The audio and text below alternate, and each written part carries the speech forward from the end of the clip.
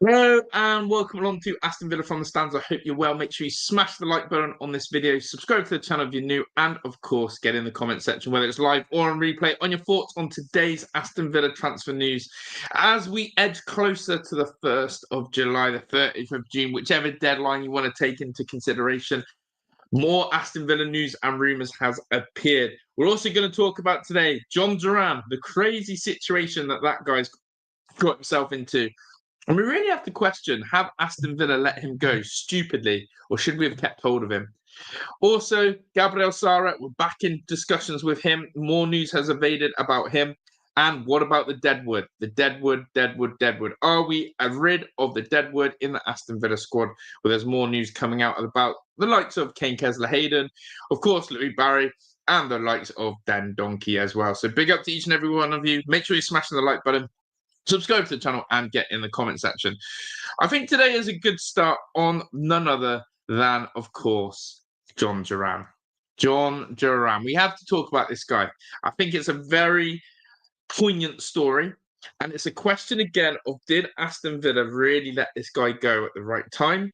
Or was it a stupid decision? And I'd love to know everyone's thoughts in the chat on this one about Jhon Duran. We know we went for Jhon Duran, and we know that we had to get rid of Jhon Duran for one simple reason. We needed money, and we needed cash, and we needed to help balance the PSR books. And of course, he was a little bit frustrated as well about not being the number one striker, basically having to play second fiddle to Ollie. But there's questions was always there.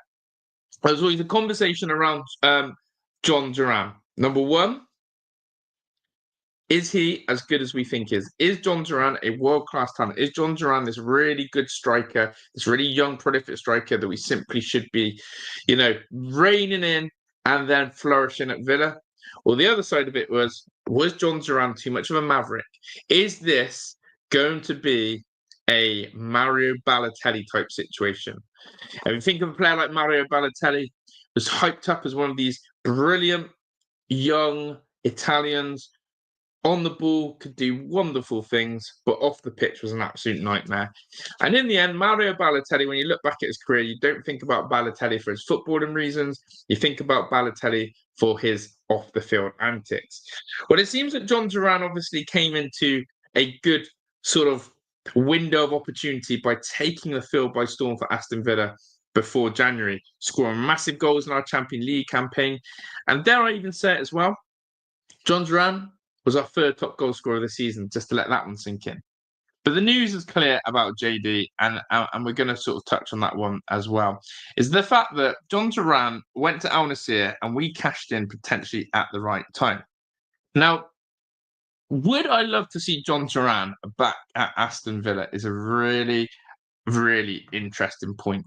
It's a really interesting point. If someone said to me, look, you've got the opportunity to take Jhon Duran back, would you? And that's what I'm going to ask the chat right now. And big up to everyone in the chat. James is saying, come on, Josh was never getting that money again. It's true. And Peter saying, we would be in a PSR mess if we didn't sell JD, which is also true. And yeah, Jhon Duran is a prolific shooter, Leo, as well. So big up to you. But let's get this message up so everyone can see it here.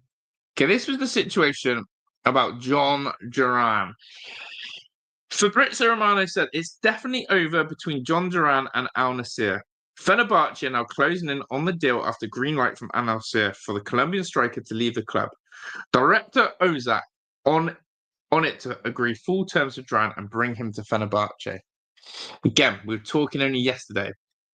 What is going on with this Turkish league? What is going on with this Turkish league? Why is this Turkish league absolutely crazy? Why is this Turkish league going off? What are we missing in this Turkish league? What is it that I don't know about the Turkish league? But they're going for the likes of Jhon Duran.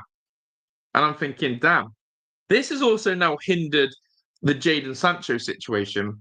And this has made a bit of a mess again of the transfer mill, because Jadon Sancho, I think, thought he was going to Fenerbahce. And now that one's pulled out because they're focusing on Duran. Look, it's going to be a loan deal. And it's all about Fenerbahce trying to secure that situation. The big problem is, and what you've got to ask yourself is, okay, and Fabrizio Romano, as I said, has confirmed that, is two things. Did Villa cash in on the right time for Jhon Duran? It seems it. But second of all, would there ever be a scope for return? Would there ever be a scope for return? And James has said, I don't see us getting anywhere near the top six if he stayed. It's a very interesting point. No, it's just no, I just not get JD back, and I loved him when he played. And Pete confirmed it's a loan deal, which is true. I mean, I just quickly had a look at his stats for Al Nassr, and it's nothing to do with his on the pitch performances. It's not like Al Nassr have looked at him and gone, do you know what? Oof, we paid all that money. He's just not delivering the goods. You can see here in the Saudi Pro League, right? 13 matches, 8 goals. 13 matches, 8 goals. And you're thinking, okay, JD, you're cooking. And then, even in the AFC Champions League, 5 games, 4 goals. The bloke was still scoring for fun out there. The bloke was still scoring for fun. But the biggest issue you've got with Jhon Duran is clearly it's nothing to do with what he's doing on the pitch. It's all the off the pitch antics. And basically what's happened is he has sunken himself at Al Nassr. Now, what I read is in the reports that I read is, and again, you have to question the legitimacy of it, is that actually they were saying that Jhon Duran was suffering with his mental health. He was suffering with the lifestyle in Saudi Arabia, and basically felt very alone and very, not coping. Again, you've got to ask Jhon Duran, when you saw this move coming, did you not expect that? The second thing I want to know is, like the Jordan Henderson situation, has Jhon Duran benefited financially from this? We remember that Jordan Henderson lasted all but 6 months at Al Ettifaq, I think they were called, the Steven Gerrard Saudi team. Jordan Henderson went there and jumped ship straight away. People are jumping ship from this Saudi league and they're really not enjoying the lifestyle. Again, it makes you question, was it Aston Villa who forced Jhon Duran to go to Saudi, or did Jhon Duran push that one himself? All really interesting questions. But the big point is, as a player like Jhon Duran, clearly isn't settled, clearly isn't happy, and is now going on loan to Fenerbahce, who, again, I'm not going to lie, with Jose Mourinho, I think they're going to absolutely flourish. And look, this is a really good point. Duran is the most lethal striker I've seen for Villa. His finishing ability seems to carry him everywhere. His goals for Al Nassr, his goals for Colombia, his goals for Aston Villa. It's there to see. And that's the evidence is right there. It's there to see. But really, if no one doesn't get control of Jhon Duran, his career could be done and dusted by the age of 27, 28. I'm not even joking. If Jhon Duran, if someone doesn't get hold of Jhon Duran, if someone can't get a grip of him, if someone can't give him the right direction, his career genuinely could be done by 27, 28. I'm not even joking. But yeah, big up to everyone in the chat. Welcome all. Make sure you are smashing the like button. Make sure you are subscribing as well if you're new. And Peter said the interest isn't in the Saudi League. It seems that way. It seems that the money is not talking. It's the lifestyle and the mental health, etc. that is. So there we go. Michael was saying there have been modifications to PSR and Turkey to make it more balanced. I don't know what though. They've also lessened restrictions on foreign players joining. That's what I mean. I keep looking over there, and every week someone's being linked. Someone new's going over there, and I'm thinking they're cooking. They're doing bits, aren't they? They're doing bits in the Turkish league. So. Yeah, I thought it was an interesting one. Though Jhon Duran is not our player, and though Jhon Duran is sort of way gone of this Villa scope, I just sometimes have to sit back and think, what if? What if we kept him? What if we kept him in that situation? So, yeah, I don't know. Let's wait and see. Let's see how that develops. And maybe after his Fenerbahce loan deal, we could open the gates again. I think that Villa would be not interested in signing Jhon Duran as long as Ollie Watkins is at the club. Say we knew Ollie was going, would we try and go back for Jhon Duran? That would be a big question. So there we go. Okay, next rumour then. On the old transfer rumour, as always. And let's stay with the Turkish theme, actually. Let's stay with the Turkish theme. This one has reappeared again. Now, this one was someone we linked with in January. Aston Villa remain interested in 19-year-old Beşiktaş forward Semih Kilicsoy. Again, if I've said that wrong, then yeah, I apologise. But yeah, Semih Kilicsoy is right there. Now, the source, again, if we check this out, is someone who's got 2.3 million followers, a media news company. Okay. Quite big then, a big Turkish outlet, a big Turkish journal place, and something that, again, I like to listen to, I like to hear, I like to know. He's 19 years old. However, um, he didn't set the world alight with Besiktas last season at 19 years old. I'm going to show you some of his stats now of the player that Aston Villa are interested in. And as I said, we've been linked to this guy before, Semih Kilicsoy, and have a look at this then, chat. Have a look at what you think of this in terms of goal scoring records at 19 years old. And he's played quite a few games for a 19-year-old in the Turkish league. If you think about the scope of it, 19 years old, okay, he turns 20 in August, but when he's 18, he broke into the first team and had 23 appearances at 18, scoring 11 goals, 4 assists. And you think, fair play. Last season, though, wasn't as pretty. 32 matches, 3 goals, 2 assists. Really has dried out in terms of the goal score and things there.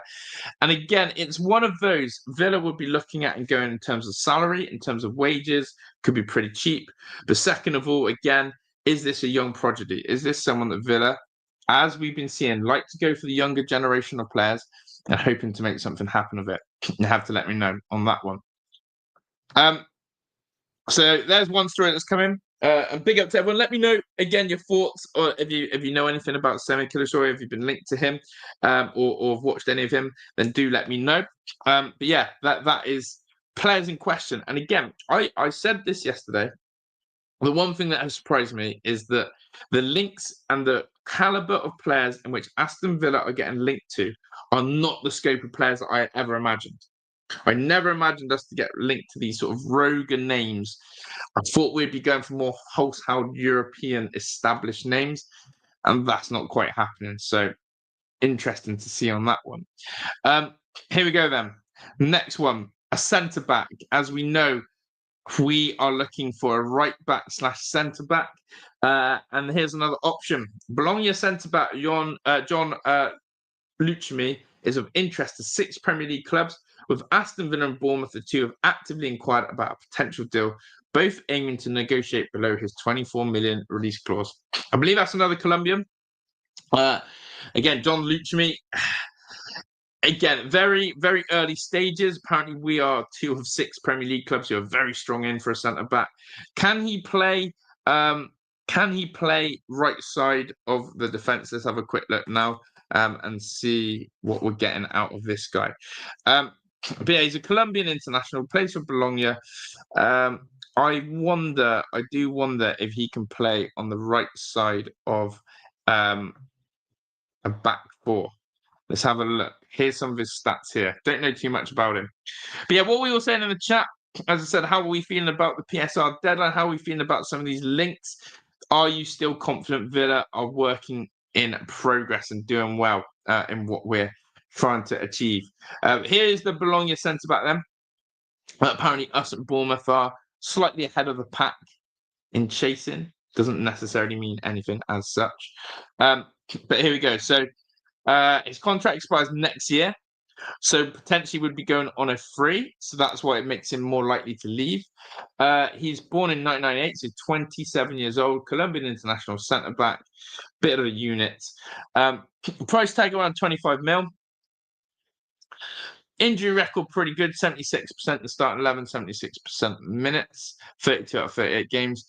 But no, cannot play in that right-sided right back position. So when the thing I always look at is if we're linked to a centre back or a defender, the first question I ask is, do they play right back as well?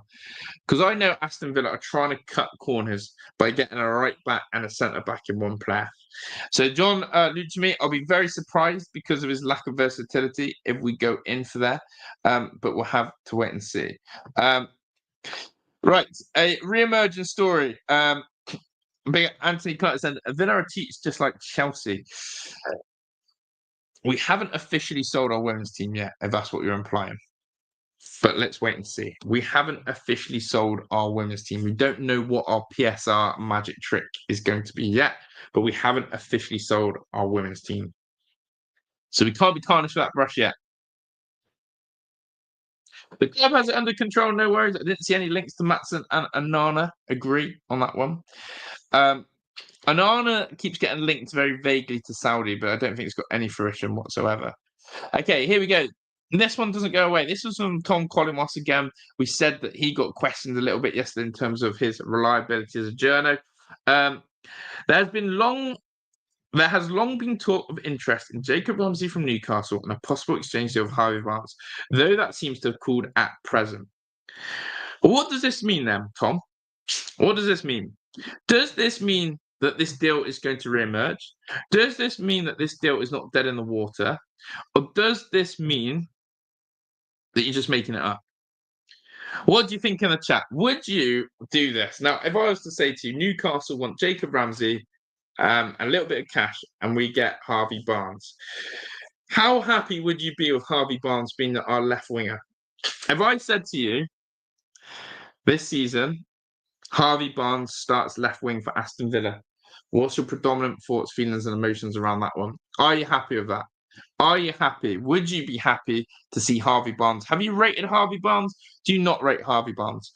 Personally, for me, Harvey Barnes is a player that I have always liked. I think he's been criminally underrated. People judge him on his injury record, which I get. But there's something about Harvey Barnes for me is a player that simply looks good on the eye, seems to have good impact, and I rate him heavily. Now, if we were to have a look at Harvey Barnes' seasons stats-wise, this is what Harvey Barnes produces.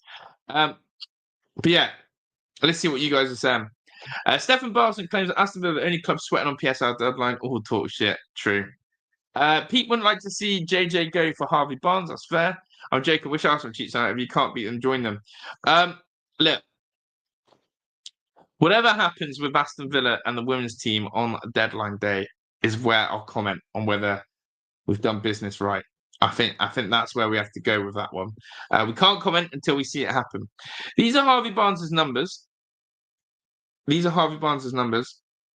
And Patrick is saying, if Newcastle no longer want Barnes, why should we want him? That's true. But why would they also want Jacob Ramsey? It was part of a swap. I sort of get it.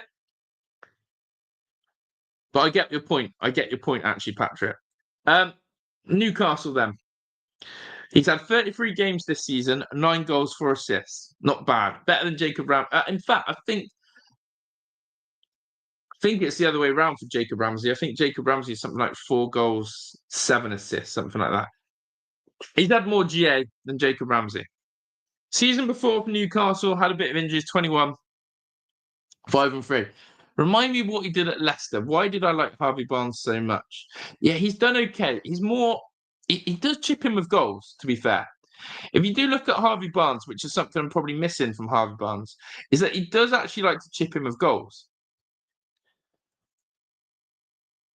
6 goals at a minimum always for Leicester City. Harvey Barnes, for me, is someone who always contributes on that forward line, does know where the back of the net is, and does contribute well in that element. So I've got to rate it. I do think I've got a bit of a soft spot for Harvey Barnes. I do quite like the player. But we'll have to see on that one. But yeah, again, is that a strong rumour? Is that a good rumour? I'm not sure. Okay, a new goalkeeper rumour came up today as well. Don't know if you guys have seen this rumour going around. And again, see my emphasis on rumours being the key thing. New Aston Villa admire Royal Antwerp's highly rated goalkeeper, Semih Kilicsoy. Who? It's my first question. Let's have a look at who this is. Semih Kilicsoy. Who is Semih Kilicsoy? Also, the source, chief football writer for the Sunday Mirror. So we've got the chief football writer for the Sunday Mirror is saying that Villa are interested in the Belgium goalkeeper, Semih Kilicsoy. 22 years old. This goalkeeper's 22 years old. I wonder if he's going to be cheaper than Lucas Chevalier at 40. Yeah, he's only 10 mil. He's not actually made an appearance yet for the Belgian first team. Have a look at this for stats. This is the keeper. I've just had a quick look myself. Have a look at this. This is the goalkeeper, Semih Kilicsoy's stats this season. 30 appearances out of 30 games, so he played every game of every minute of every game. It's a good record, no injuries. He had 7 clean sheets in 30 games and conceded 32 goals. So basically a goal a game conceded, which again, Royal Antwerp, I don't know where they finished in the league, but not bad, is it? But he looks better than Olsen already. Exactly, James. And that's the first thing we have to think of. Is this guy going to be better than Robin Olsen? If yes, then we're there. So we're signing, and this is how I see it sometimes. We could be signing a goalkeeper who's actually been a first team regular to be a second choice. Imagine if we go get Lucas Chevalier and another goalkeeper like that. But there's definitely this big push for goalkeepers. That's another one that's been thrown into the whole proverbial window. Okay, so interestingly, we will see how good the journos are here, right? Because I've got this one pinned. If Emi Martinez ends up at Chelsea, then whatever this Simon Mullock guy says is going to be gospel for me from now on. And the reason why I say that is because Fabrizio Romano came out and said Chelsea are not interested in Emi Martinez. Fabrizio Romano debunked that rumour. And he did that last night. However, old Simon Mullock has come in today and said Chelsea have been offered the chance to strike a 45 million deal for keeper Emi Martinez. So if we want to know how good of a journo this guy is, it will be if Emi goes to Chelsea, because every other outlet is saying Emi to Chelsea is a no deal. Everyone is saying Emi to Chelsea is not happening. If Simon Millet comes in and lands this, then whatever he ever says in the future for transfers, I'm taking as gospel. He's my go-to source. Do you know what I mean? He's my go-to source on Simon Millet if that comes in. So look, again, what do you think on this? 45 million for Emi Martinez to Chelsea. It's very mixed bag feelings for me. Number one, if he was to go and it goes to Chelsea, I said this yesterday, I see that as a threat. It sees it as strengthening Chelsea. And really, we need to be weakening Chelsea. Chelsea are competition to us. That is simple as that. Chelsea are competition for us. Second of all, 45 million is a good price. And I'd be very tempted to snap your hand off for that. But thirdly, it comes back to then, do we use that money to get our ready-made replacement in Lucas Chevalier? Yes. So the only thing I look at is it's annoying that we could be strengthening the likes of Chelsea, who I see as a Premier League rival to us, if that makes sense. Would you take 45 million for Emi Martinez to Chelsea, or do you want more? Peter Smith is saying he'd want 60. Fair enough. That's quite funny from Michael as well. I did see that. They lost badly. The Swiss women's team beaten by 2 teams. I think we undervalue some of our players. 45 is enough. Peter said, how far off is Sam Proctor? Sam Proctor, sorry. Well, I see if Unai uses them pre-season. If Martinez stays, number 2 needs to be better so we can rest Emi after he is away. Very true. And Patrick says Stefan Borson has no access to Villa's finance balance sheet, so at best he's getting on PSR status. I'm confident if there's an issue, Villa would have it covered. Is he spreading rumours about us, is he? Is he spreading rumours about him? But John is also right. Club World Cup is helping Chelsea massively. But yeah, so basically, if Simon Mullock is right, I will take his news as gospel for the rest of my life. Do you know what I mean? I'm taking his news as gospel for the rest of my life. Because everyone else is saying Emi to Chelsea ain't happening. But he seems to think it is. So, here's another thing coming out about fines. Aston Villa and Chelsea are set to be fined by UEFA next week for breaching financial regulations. Both clubs have been expected to prove that they're not ignoring the financial rules and are working towards compliances. basically, we're getting a slap on the wrist from UEFA for being a little bit naughty and, yeah, making sure that we need to be back in line with that. Hopefully, the fine's not too drastic. I don't actually know what the disputed fine is, if anyone does know, but I haven't seen the disputed fine as such. Okay, final story here.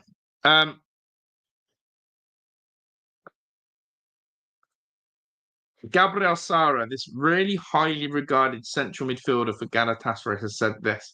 Aston Villa and Everton seriously want Gabriel Sara.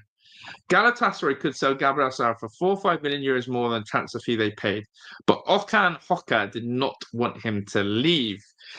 Again, credit of this source comes from Ferhat Kistalas, who's a journalist covered in Turkey, and he must have said this on a Galatasaray fan show, Galatasaray Facts. So yeah, people are looking at Galatasaray and they don't want him to leave.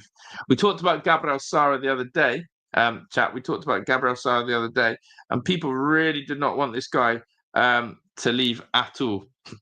Really did not want him to leave at all, and find themselves in that predicament already. So Villa looking at a central midfielder always screams to me something interesting going on there. Why are we so caught up on a central midfielder when we feel very strong in there? And this link of Gabriel Sara is not going away anywhere, people. So, yeah, let me know what you think on that one. Us and Everton going to war with him. Again, the rumoured fee, because we had that crazy story about Luca Dean and Emi Martinez going to them for like 27, 28 million, and Gabriel Sara coming the way for 20 mil. If we can get him for 20 million, I think I'll be happy. The more I've read about this guy and the more I've looked at the Galatasaray fan base, they really highly regard him. He could be a massive asset. And someone that I quite like the look of. He's a very creative player, lots of assists and all that jazz. Get fined for spending, make that make sense. Crazy, isn't it? The 3-game ban will be an issue for Emi, true. FFP is a joke. We are being punished for nothing really owners want to spend but aren't allowed. That's the crazy one. You can't spend your own money. And do please smash the like button and subscribe if you're new. And that point there of spending your own money, it's the same in real life. You try and get money out of a bank these days, it's impossible. You try and get cash out of a bank, it's impossible. You have to justify all your expenditure to banks these days. Banks want to know exactly how you are spending or using your hard-earned money or your money that you've been given.